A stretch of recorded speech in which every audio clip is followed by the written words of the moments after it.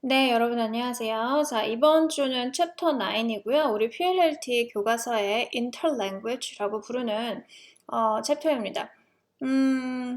그 prefix, 뭐라죠? 접사, 접두어, inter라는 뜻은 아시죠? inter라는 뜻이 쓰이면 지난번에 뭐 interlinguistic, intralinguistic error 뭐 이런 거 얘기할 때처럼 inter라는 뜻이 쓰이면 둘 사이 이런 거예요. 그쵸? 둘 사이 A와 B가 있으면 A, B 사이에서 어떤 무슨 인터랙션이 있거나 아니면 그 사이에서 어떤 역학이 있을 때 그때 우리가 inter이라는 거를 쓰고 language는 여러분이 아는 그 language 그대로예요. 언어라는 뜻인데 그러면 interlanguage가 무엇일까? 분명히 두 개의 언어에 대한 어떤 상관관계라든지 상호작용을 이야기하는 것 같고 거기에서 발생하는 언어를 뜻하는 것 같은데 우리 이제 영어 교수법에서 언어가 두 개다라고 하면 당연히 뭐겠어요? 모국어하고 외국어겠죠. 그래서 L1과 L2가 있어요. 우리가 상정할 수 있는 언어는 L1이 있고 L2가 있고. 자, 우리가 목표로 하는 언어는 L2예요. 그렇죠? 목표로 우리가 배워야 된다라고 이야기하는 언어는 L2고 이 L2를 배워서 네이티브 스피커처럼 되는 게 학생들의 목표죠. 그럼 interlanguage는 뭐겠어요? 모든 이의 언어는 일단 L1 지식에서 출발을 해요. 뭔가를 배울 때. 근데 그게 이제 차츰차츰 내가 L2를 획득할 때 내가 배우고 있는 L2의 스타일이 계속 바뀌는 거죠. 1년 전에 쓰던 나의 영어와 그러니까 영어를 처음 배우기 시작한 아이가 있는데 예를 들어서 2010년에 영어를 배우기 시작했다고 쳐요. 그럼 2010년에 배우던 영어, 그러니까 말할 수 있었던 영어의 수준과 2011년의 나의 수준과 2012년의 수준과 2013년의 수준을 쭉 비교를 해봤을 때 다 다르더라 이 말이죠. 그래서 어떤 기간이 있다면 뭐 어떤 기간, term이라고 얘기할게요. term 1 또 term 2 이제 T2, 뭐 T3 계속 텀이 바뀌어요. 그죠? 어떤 중요한 순간이 바뀌는 거죠. L2는 좀 적게 있고 이렇게 해서 쭉 넘어가서 어디까지 텀 n수까지 이렇게 됐을 때 n을 약자로 할까요? 소문자로 이렇게 됐을 때 이렇게 쭉 돼서 됐을 때 그 아이가 쓰는 언어는 맨날 다르다라는 게 포인트죠. 변화해 가요. 디벨롭먼트가 있잖아요. 디벨롭먼트가 있어요. 그쵸? 계속해서 뭐가 있다? development.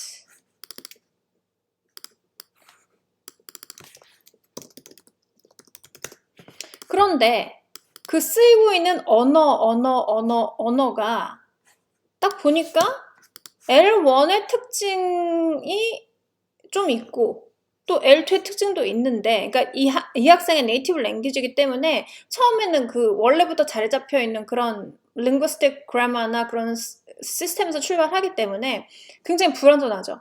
그러다가 시즌이 끝나면 조금 더 이전보다는 덜 불안정해지고 또 더더욱 덜 불안정해지고 점점점 안정화의 길을 가다가 맨 끝에 되면 native나 near native 혹은 advanced에 이르러서는 완전히 처음에 T1에 내가 갖고 있었던 나의 영어 실력과 또 다른 영어를 내가 하게 돼요. advanced이죠. 이건 beginning level이고요. 이때의 이 각각의 언어를 우리가 뭐라 부르는 거 하니? 바로 뭐겠어요? interlanguage라고 부른다 이 말이에요. 이거를. 그래서 이거를 interlanguage라고 불러요. 자, 학습자 언어, 즉 learner language라고 부르는 것은 우리가 사실은 이거를 L1도 아니고 L2도 아니고 점점 역동적으로 변해가는 그 과정을 겪고 있기 때문에 우리가 중간 언어라고 부르고 그거를 영어로는 interlanguage라고 한다 이 말이에요. 중간 언어라는 개념이 왜 등장했느냐? 학습자의 언어, learner language 혹은 영어를 잘 못하는 아이 그 아이가 쓴 영어 예를 들어서 진짜 나쁜 말 broken English 뭐 이런 거 그렇게 사회적으로 약간 낙인 찍힌 용어들이 있죠. broken language, broken English. 그렇게 부르지 아니하고 이 언어, 학습자 언어에도 interlanguage라는 어떤 스테러스를 어떤 상태적인 어떤 중립적인 언어를 중립적인 용어를 그 네이밍을 부여를 한 거예요. 그 말은 무슨 말이냐면 학생의 언어가 학습자의 언어가 절대로 브로큰이 아니다. 그거는 그 자체로서의 존재의 의미가 있고 그 자체로서 연구자들이 탐구할 가치가 있고 그 자체로서 굉장히 중요한 어떤 다이내믹한 특성을 가진 실체가 있는 어떤 발달 과정을 증명하는 개체이다. 그렇게 인식을 하기 시작하면서 학습자 언어를 인터랭귀지라는 그 개념을 부여를 하면서 부르기 시작을 해요. 이전에 behaviorism에서 얘기했다시피 mistake, 실수는 잘못된 것. 우리가 잊어버려야 되는 L1 시스템, 나쁜 habit, bad habit, 잊어버려야 되는 것. 이게 아니라 물론 L1의 간섭이 인터랭귀지에 있지만 그 간섭의 영향이 점점점 줄어드는 게 과학적으로 보이면서 분석을 하면 할수록 발달 과정이 보이고 따라서 학생들의 그런 오류를 보면서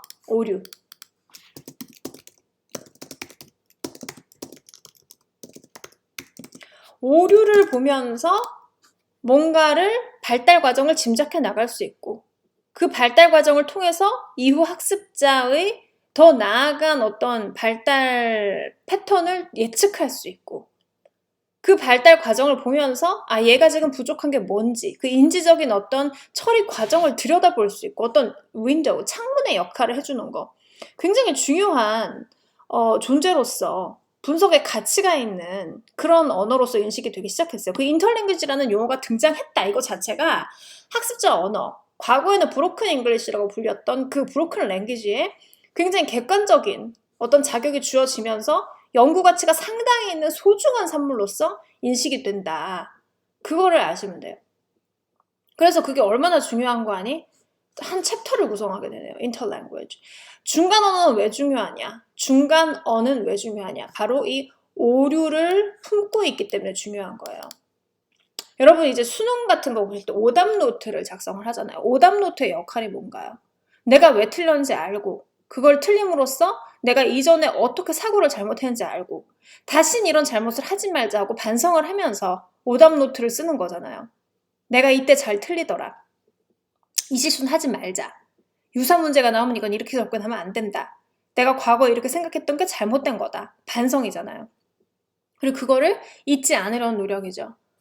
오류가 드러나는 것은 잘못이 아니고 오류가 드러나는 것은 발전 가능성을 이야기해요. 이 학생이 이거를 못하니까 이거를 가르쳐야 되겠다라고 교사에게 어떤 지시를 제공하죠. 그러니까 교사는 사실 학생들의 언어적 오류를 보면 우리 학생이 요거를 잘 못하네. 그럼 다음 시간에 내가 요거를 좀 더 각인시켜줘야지. 내가 다음에 요거를 좀 더 잘 가르쳐야지. 이걸 이해를 왜 못할까? 이걸 이해를 못한 이유를 생각해보니까 오류를 보니까 이걸 이렇게 이해 안 하고 저렇게 이해해서 실수를 하는구나. 그럼 내가 요거에 좀 더 신경을 써야 되겠다. 이렇게 선생님이 자기 교수법이나 자기 교육에 대한 반성을 제공하는 게 학습자의 오류예요. 근데 그거를 가지고 야 틀리면 한 개당 한 대 막 이러면서 벌 주려고 하면 그건 이제 오류를 보는 방식이 상당히 전근대적인 거죠. 무슨 말인지 아시겠죠? 중간은 왜 중요하다? 오류를 품고 있어서. 왜냐면 오류는 앞으로의 발전 방향과 또한 발전을 더욱더 효과적으로 꾀하려면 어떻게 해야 된다라고 하는 어떤 그런 교사에게 결심을 제공하는 그런 중요한 창의 역할을 한다라는 거를 알아두시면 되시겠어요. 그게 바로 인터랭귀지가 그 학생들의 브로큰 잉글리시가 브로큰 잉글리시가 아니라 인터랭귀지라고 불려야 되는 이유라고 제가 말씀을 드릴게요. 개념 설명됐죠? 자, 그러면 이제 243페이지로 가볼게요. 여기 learner language라는 개념이 나와요. 언어 용어가 나와요. 읽어볼게요. Until the 1960s, Altoners had been viewed for perhaps centuries as incomplete users of their foreign language. 아까 제가 한 말이요. 60년대까지 학습자들은 뭘로 봐졌냐? 외국어를 구사하기에 굉장히 불완전한 존재로 봐졌는데 learners who were at best in the process of slowly and imperfectly approximating native-like proficiency. native-like, 원어민다운 수준에 겨우 근접한, 그렇지만 천천히 그리고 불완전하게 그런 약간 미완성의 존재로 인식이 되었다라는 말이에요. imperfect. 그쵸? 굉장히 미완성의 존재. Moreover, L2 learning was seen to be primarily a process of overcoming the interfering effects of the L1. 그리고 L2 학습 자체가 L1에서 갖고 있는 나의 나쁜 언어적 특징을 그거를 극복하는 하나의 과정, 극복의 과정으로 인식되다. 그래서 이 문장에서 뭐가 보여지고 있냐면 L1은 나쁜 것, L1은 극복해야 할 대상, L1은 나에게 방해를 하는 것이라는 그런 게 보여요. 맞죠? L2 지상주의로 생각을 하는 거예요. In the last few decades of the 20th century, this view of the L2 learner's journey markedly changed. 근데 20세기에 이르러서 이러한 관점이 굉장히 괄목할 만하게 바뀌었다. SLA began to be examined in much the same way the first language acquisition had been studied. 그래서 모국어 습득은 아동의 모국어 습득을 굉장히 신중하고 profound하게 연구하듯이 L2 습득도 같은 무게로서 연구를 하기 시작했는데 learners were looked on not as producers of malformed language replete with mistakes. 언어 학습자들을 언어의 어떤 형태를 잘못 이해하고 있는 그런 약간 들떨어진 그런 아이로 보는 게 아니라 but as intelligent beings proceeding through logical, systematic stages of acquisition. 자, 습득하는 과정 자체가 지금 당장 구사하는 언어에는 약간 하자가 있어도 에러가 있어도 그 과정, 발전해가는 과정이 얼마나 논리적이고 체계적인지 절대로 그 뒤바뀐 순서로는 발생하지 않고 항상 이 순서로 발생하네? 얼마나 로지컬하고 시스테마틱한지 그거를 보여주는 굉장히 intelligent, 똑똑한 지적인 아이들로 인식이 됐고 creatively acting upon their linguistic environment 그리고 언어의 쓰임 자체도 굉장히 창의적으로 잘 사용하는 인지적으로 굉장히 발달한 human being으로서 인식되기 시작했다. 아까 imperfect한 존재하고는 완전 반대죠. In a hypothesis testing process of multiple trials and errors, 다양한 시행착오를 겪으면서 with many ups and downs, 이런 up and down을 겪으면서 learners slowly internalize the constructed linguistic system as they perceive the L2. 그래서 L2를 인식해 가면서 천천히 어떤 linguistic system, L2라는 언어 체계, 그 문법 체계를 internalized, 내재화시켜가는 자기 안에서 이렇게 내재화시켜가는 그런 식으로 인식이 되기 시작했다면서 굉장히 그 L2 학습자를 logical, systematic, creative 좋은 단어 다 나오죠. 그쵸? 그 다음에 internalize, 그 다음에 이런 linguistic system을 구성해 나가는 거 그런 것들. 과거에 imperfect하다, L1은 interfering 한다, 아니면 malformed language, 언어 쓰임 자체를 굉장히 불완전하게 비완성적으로 쓴다. 그 다음에 replete with mistakes, 실수가 너무 많다, 막 이런 거. 그런 거에서 벗어나서 굉장히 과학적이고 논리적인 인간으로 봐지기 시작했다. 사실이잖아요. 그들의 L1 모국어의 쓰임을 보면 굉장히 네이티브 스피커죠. 언어를 그렇게 습득할 수 있는 사람들이에요. 근데 영어를 못한다고 해서 쟤는 좀 지적으로 문제가 있네. 이렇게 보면 안 되는 거죠. 그렇죠?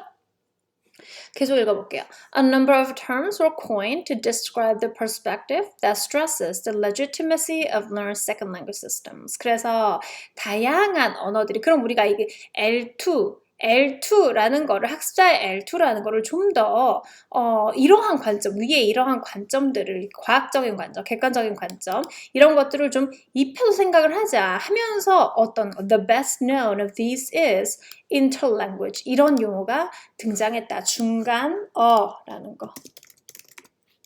뭐 언어라고 해도 되고요. 어차피 이게 번역된 텀이기 때문에 뭐라고 쓰건 상관이 없습니다. interlanguage라는 게 등장을 했는데 이 언어는, 이 노션은, 이 개념은 뭐예요? A term that Larry Salinger adapted from Uriah Weinreich term interlingual and the Pete Cotter later popularized. 자, 그래서 유리엘 와인리히 이 사람이 interlingual이라는 말을 썼는데 그리고 핏 코더에 의해서 더욱더 널리 퍼지게 된 거. 근데 interlanguage refers to the separateness of an L2-learn system. 자, separateness of an L2-learn system, a system that has a structurally intermediate status between the native and target language. 그래서 굉장히 어떤 독립적인 어떤 분리된 L2 러너의 시스템, 그 언어적인 시스템을 의미하는데 a system that has a structurally intermediate status. 자, intermediate state, 중간적인 단계, 중간적인 상태, 뭐와 뭐 사이에서 between the native and the target language. 아까 제가 얘기한 이거요. L1과 L2 사이에서 중간적인 단계에서 그때 그 타이밍에 인터랭귀지가 있고 특정 타이밍에 인터랭귀지가 있고 그리고 그 인터랭귀지 안은 다양한 오류가 있지만 그 오류 자체를 분석해보니 굉장히 학생들의 그 발달 과정이 로지컬하고 시스테마틱하더라 이 말입니다. 됐죠? 자, 그래서 유사한 텀으로서는 뭐 approximative system, idiosyncratic dialect 이런 게 있는데 이건 거의 뭐 자주 안 쓰이고요. 중요한 말은 interlanguage입니다. interlanguage. 중간어라는 거를 잘 기억을 하시면 좋겠습니다. 중간어. 네, 중간어. 잘 기억을 하시고요.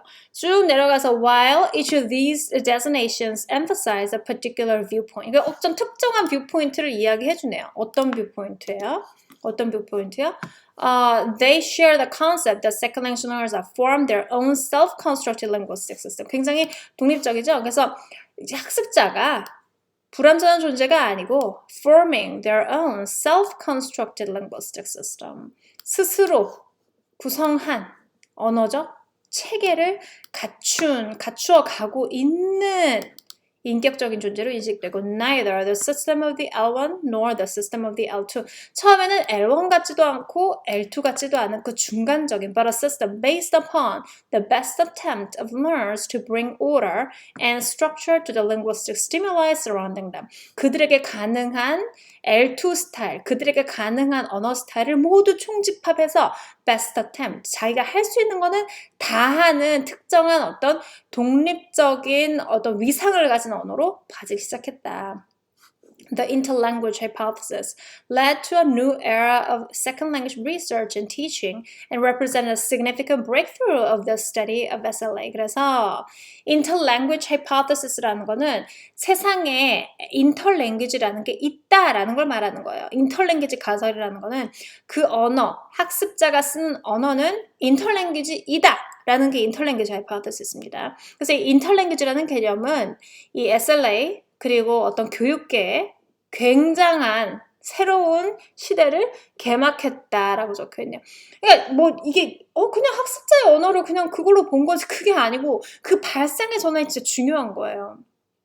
옛날에는 학습자가 쓰는 L2는 우리가 빨리 저거를 잘못된 걸 고쳐줘야지. 그렇게 쓰면 안 돼. 그거 낙인을 찍고 그렇게 틀리게 말을 못하게 하고 입을 막고 틀리면 막 뭐라고 해야 되지? 막 비난을 하고 수업 중에 그랬단 말이에요. 근데 학습자가 쓰는 언어 그 자체를 존중해 주는 게 그게 발상의 전환임과 동시에 굉장히 SLA 리서치와 그리고 교육계에 굉장한 반향을 갖고 왔어요. 생각을 해보세요. 옛날에는 뭐 서당에서 훈장이 학생 종아리 때리고 틀리면 맞고 그 체벌 당연하게 여겼죠. 그리고 체벌이 있어야지만 애들이 잘 크고 교육이 되고 이렇게 믿었는데 지금은 체벌도 금지되고 학생을 존중해야 된다라는 인본주의 사상이 교실 내에 자리 잡고 아니 교사가 그걸 편하게 여기건 불편하게 여기건 상관없이 그거 체벌을 하지 말라는 건 왜 나온 거야? 학생을 학대하지 말고 인격적으로 존중해줘라.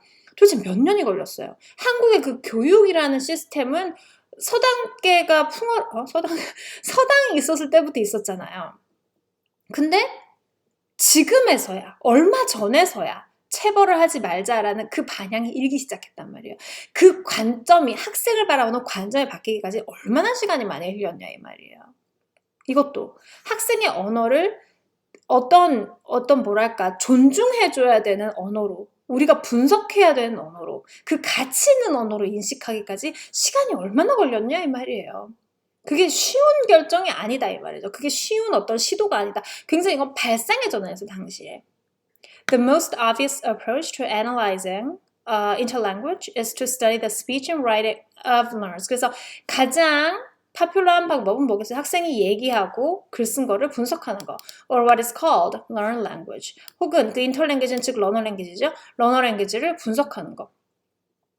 그 프로덕션 데이터가 유용하죠. 학생들이 리스닝 할 때 머릿속에서 어떻게 진행되는지, 리딩 할 때 어떻게 진행되는지 알지 못하기 때문에 말할 때나 글 쓸 때 그걸 데이터를 수집을 해서 production, 맞죠? Production data is empirically observable and is hypothesized to be reflective of a learner's underlying production competence. 그래서 학생들의 어떤 linguistic competence를 보여줄 수 있는 중요한 데이터로 인식된다. Revealing developmental changes of linguistic forms over time. 그래서 텀 1 때 학생들이 글 쓴 걸 분석하고 텀 2 때 분석하고 계속 이제 시즌별로 분석을 하다 보면 developmental changes가 보일 수밖에 없죠. Over time, 장기간, long term에 거쳐서.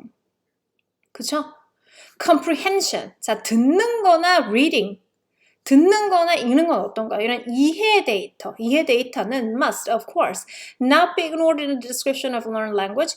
그 무시될 건 아니나 any more than considering production in child L1 acquisition as sufficient to paint a full picture. 그리고 그것 자체가 어떤 뭐 듣기, 읽기, 말하기, 쓰기 이렇게 해서 full picture 제공해 줄 수 있어요. However, because of the difficulty of objectively measuring comprehension. 그렇지만 이게 머릿속에 내재하는 어떤 작용이기 때문에 밖으로 드러나는 게 아니고 듣기, 읽기는 머릿속으로 내재하는 거기 때문에 굉장히 객관적으로 뭔가를 측정한다는 게 힘들어요. And because of the observability of production. 그리고 프로덕션 데이터만이 observable 하죠. Local language research has relied heavily on the letter. 그래서 그 지금까지 인터랭귀지 관찰은 the letter, production data의 많은 부분 치중해 왔다 그 말입니다. 그래서 이게 러너 랭귀지예요. 러너 랭귀지고 러너 랭귀지는 즉 뭐다? 어떻게 불린다? 인터랭귀지로 불린다. 인터랭귀지. 텀이 굉장히 중요합니다. 별거 아닌 것 같아도 이것의 존재 자체가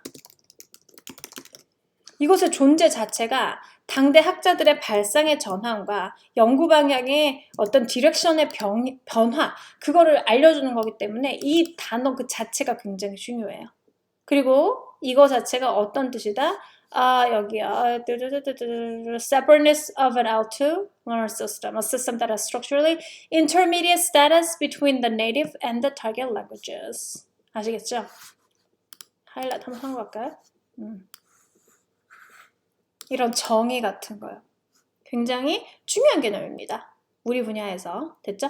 그래서 인터랭귀지에 대한 개괄적인 설명을 마쳤습니다. 자, 그래서 이 부분을 보시면서 우리가 생각하지 못했던 그 학습자 언어의 중요성에 대해서 한 번 더 생각을 해보시고 넘어가는 것으로 할게요.